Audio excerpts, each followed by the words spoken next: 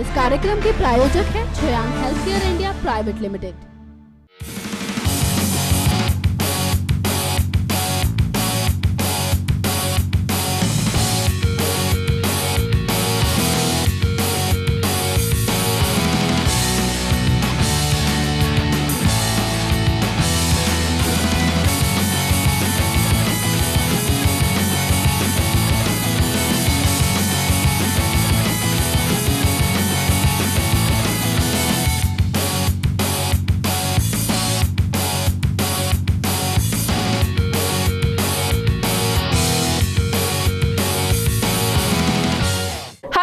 मैं हूं आपकी host Vinni Gulati. Welcome to our show daily gossips. Daily gossips में हम आपको दिखाते हैं दिन भर की सारी बॉलीवुड की जायकेदार खबरें।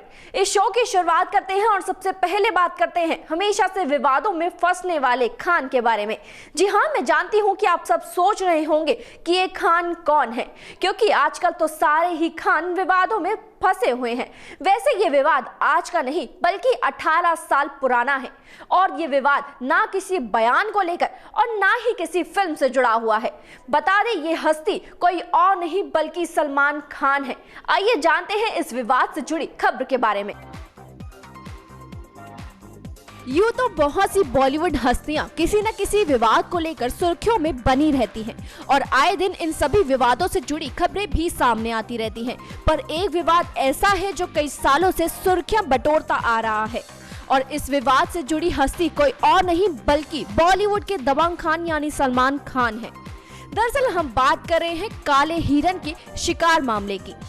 अब इस मामले को लेकर खबर आ रही है कि बचाव पक्ष के वकील ने इस मामले को सलमान के खिलाफ झूठा करार दे दिया है।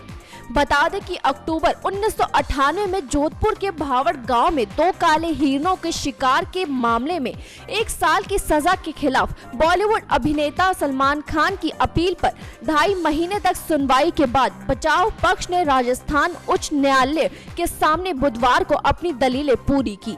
बचाव पक्ष ने कहा कि पूरा मामला अभिनेता के खिलाफ मनगढ़ंत है। अभियोजन 9 फरवरी से अपनी दलीलें शुरू करेगा। गौर हो कि राजस्थान के जोधपुर जिले में साल 1998 में फिल्म हम साथ साथ हैं की शूटिंग के दौरान काले हिरण के शिकार का मामला काफी लाइमलाइट में आया था। मामले में सलमान खान, सोनाली बेंद्रे, तब्बू, नीलम और अन्य पर आरोप लगाए गए थे। निचली अदालत ने सलमान खान को अन्य जीव अधिनियम के तहत 10 अप्रैल 2006 को दोषी ठहराते हुए 5 साल की कैद की सजा सुनाई और 25,000 रुपए का जुर्माना लगाया था। निचली अदालत के फैसले के खिलाफ सलमान खान की अपील को खारिज करते हुए 24 अगस्त 2007 को उन्हें दोषी ठहराने में निचली अदालत के फैसले पर उनकी सजा को बरकरार रखा गया। सलमान और अन्य के खिलाफ काले हिरण का शिकार करने के मामले में 2 अक्टूबर 1998 को FIR दर्ज की गई थी। सलमान को 12 अक्टूबर 1998 को गिरफ्तार किया गया, लेकिन 15 अक्टूबर को उन्हें जमानत दे दी गई, जिसके बाद 17 अक्टूबर को उन्हें रिहा भी कर दिया गया। अब देखना यही होगा कि हिट एंड रन केस में क्लीन चिट मिलने के बाद काले हिरण केस में सलमान की ये दलीलें कितने काम आती हैं। आज के टाइम में हर बॉलीवुड सेलेब अपने लव रिलेशन को लेकर सुर्खियों में छाई हुई है। अभी हाल ही में खबर आई थी कि रणबीर और कैटरीना एक दूसरे के साथ लिविंग में रहने लग गए, पर कुछ वक्त बाद इन दोनों का ब्रेकअप भी हो गया। तो उसी के कुछ वक्त बाद सिद्धार्थ मल्होत्रा और आलिया भट्ट से जुड़ी कुछ खबरें सामने आई कि ये दोनों एक दूसरे के साथ एक घर में शिफ्ट हो गए हैं। तो वहीं अब इन सभी के बाद एक और हस्तियों का नाम सामने आ गया। हम बात कर रहे हैं बॉलीवुड एक्टर राहुल देव और मॉडल मुग्धा की। आइए आपको दिखाते हैं इन दोनों से जुड़ी हमारी एक खास खबर। बॉलीवुड एक्टर राहुल देव और मॉडल मुग्धा गोडसे ने अपना घर बसा लिया है, लेकिन शादी करके नहीं बल्कि लिव इन रिलेशनशिप में रहकर। जी हां, बता दें कि ये दोनों मुंबई स्थित अंधेरी के एक फ्लैट में शिफ्ट हो गए हैं, जहां पहले से ही और भी कई अन्य बॉलीवुड हस्तियां रहती हैं। हालांकि ये लव बर्ड्स पिछले काफी टाइम से एक साथ दिख रहे थे, लेकिन हाल ही में इन लोगों ने अपने रिलेशनशिप की खबरों को सार्वजनिक किया है और अभी भी उन दोनों ने शादी के नाम पर चुप्पी ही साध रखी है।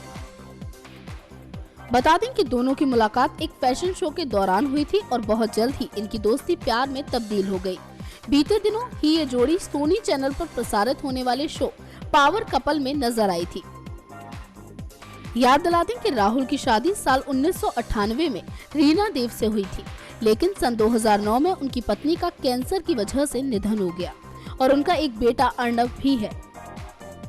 वहीं मुग्धा ने बयान देते हुए कहा था कि उनका रिश्ता दोस्ती से आगे बढ़ चुका है और ये पल उनके लिए बेहद खास है।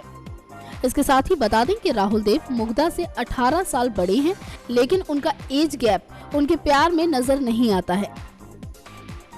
देश का और बॉलीवुड का सबसे पॉपुलर मुद्दा इंटॉलरेंस, जिसको लेकर कई सेलेब पहले से ही काफी चर्चाओं का कारण बने हुए हैं, तो इसमें अब एक और नाम शामिल हो गया।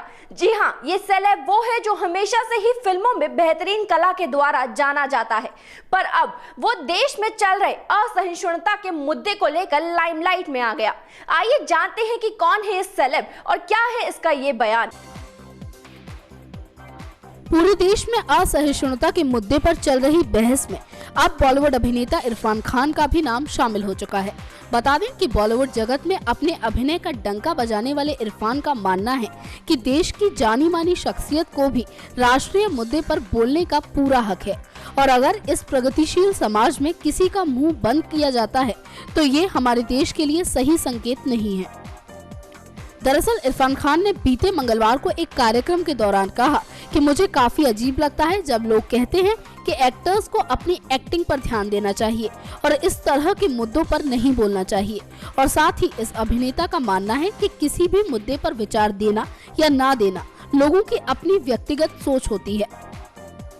कोई अपनी प्रतिक्रियाएं देता है और कोई नहीं देता है, लेकिन किसी के प्रतिक्रिया देने पर उसे रोकना हमारे प्रगतिशील समाज के लिए स्वस्थ संकेत नहीं है।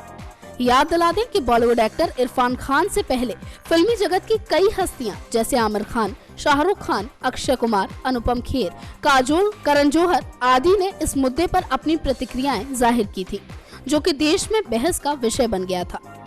साथ ही बताते चलें कि इरफान खान की अगली बॉलीवुड फिल्म यारा है, जिसके निर्देशक तिग्मांशु धूलिया हैं, और इसके अलावा उन्होंने हॉलीवुड की फिल्म इन्फर्नो का भी चुनाव किया है, जिसमें वे टॉम हैंक्स के साथ स्क्रीन शेयर करते हुए नजर आएंगे। वहीं कॉमेडी फिल्म बनाने में माहिर और फिल्म तेरे बिन लादेन के निर्देशक अभिषेक शर्मा अपनी अगली फिल्म असहिष्णुता के मुद्दे को लेकर बनाने वाले हैं, जिसका नाम हमें एतराज है होगा। हालांकि फिलहाल शर्मा आगामी 19 फरवरी को रिलीज होने वाली फिल्म तेरे बिन लादेन डेड और अलाइव के प्रचार में बिजी हैं।